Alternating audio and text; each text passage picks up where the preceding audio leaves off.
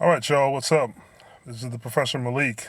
As y'all saw a few nights ago, me, courtesy and also of Youngster12 and Kyle Brachetto, we did a show on Cameron's rant slash support for Ryback's blog post.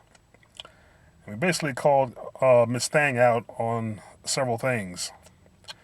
And as you know, the following day, she got released. She was fired, gone, out the door. See ya. Damn sure wouldn't want to be ya. And now she's issued a statement following her release, and it quotes, it's been a pretty intense few days to say the least.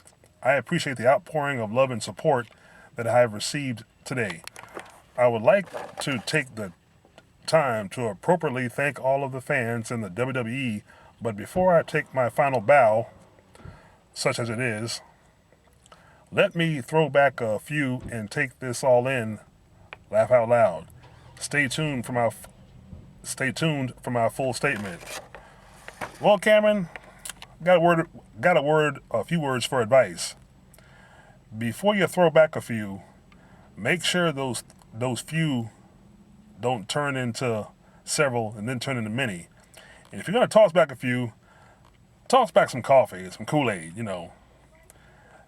There is no reason to turn to drinking to drown in your pity. Okay, yeah, you got released from what everybody calls a dream job. Of course, here in the IWC and the YWC, we call it the bullshit job. It's a fake fairy tale. It's a fake fairy tale brainwashing world that instills a slave mentality that this is the WWE universe, like it's some kind of separate universe, and we're all just followers and sheep, and we're not. And you, like many, male and female, get drawn in, sucked in, basically by the money because you have dreams of grandeur, being famous, and this lasting forever. Nothing lasts forever, and only a select few make it. And the select few who do make it and are smart will invest their money wise and get the fuck out before things change or before bullshit comes crashing down, as it always does. You're just one of many that's been in a cycle. And in your case, you couldn't wrestle. You had no knowledge of the history of wrestling back then when you were eliminated from Tough Enough, and you had no knowledge of it now. And the minute I think you threw that rant out there in support of Ryback, basically, we all saw this coming. We didn't think it was coming this soon. I myself personally thought Christmas came early. That's what I thought. And it did in a way. Because you don't deserve to be a wrestler. You damn sure don't deserve to be a star. Because your voice was annoying. You couldn't cut promos. You were taken off TV, devoted to NXT, and taken off Total Divas. And even before, officials even labeled you a total idiot, which they were right. Like I said, I would take a long time this time to reflect on your past mistakes, and if you made enough money and invested it, I would start showing business, or better yet, go back to school, get an education, a real education about the real world. Have something to fall back on. Don't let this be your only legacy. Don't fall into that depression that so many of you do, that when the fame and the cheers stop, there's nothing else for you.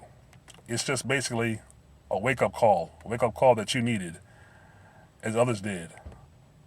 And of course, as we all know, others couldn't cope to answer that call. They either turned to pills, drugs. Some, as we know, several have committed suicide. So I would hate to see that happen to you. Take this time to reflect and think about how you can have a positive impact if you really want to pursue wrestling. Or basically, think about, like I said, what are your other passions? Pursue something else that you wanted to do before this. Don't go tossing back a few, because then you be tossed back a few more and a few more and a few more. Then things go downhill from there. But anyway, unlike WWE, I'm not going to wish you well on your future endeavors. I'm just going to wish you well in the game of life. Y'all leave y'all thoughts, comments, like, share, subscribe. Peace.